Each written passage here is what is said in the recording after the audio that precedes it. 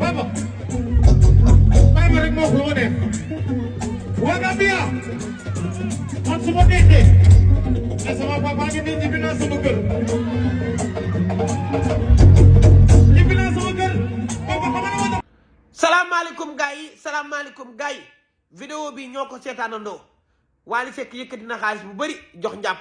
ñëpp a ngi commentaire nag naan waaw kontaan nanu nangam man Wally rek laa bëgg Wally kese laa gëm ku dul Wally gëwma la mais loolu du ma toxa doon naa féq man du ma doon naa féq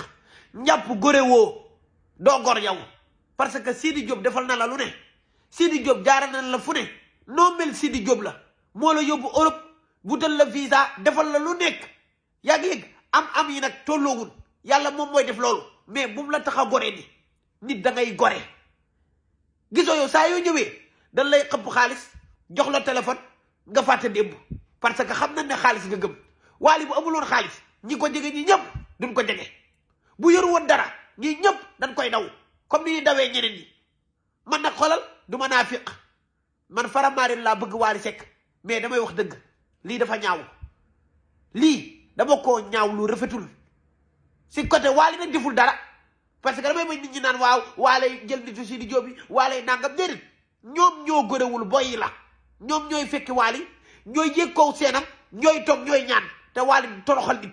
ñoom ñoo gërewul gërewoo leen barki alxuraanul karim yi lii dafa ñaaw rafetul lu ñaaw la nit da ngay gore lan mooy alal lan mooy xaalis lan mooy téléphone lan mooy kër lan mooy oto dangay boo dee da nga yóbbaale kër yi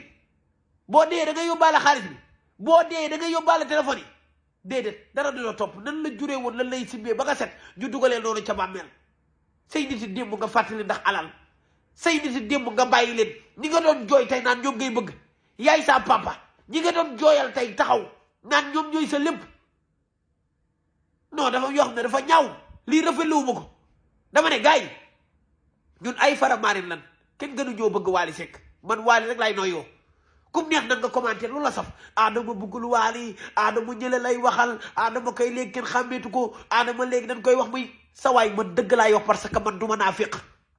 yéen di ngeen di wut lu neex nit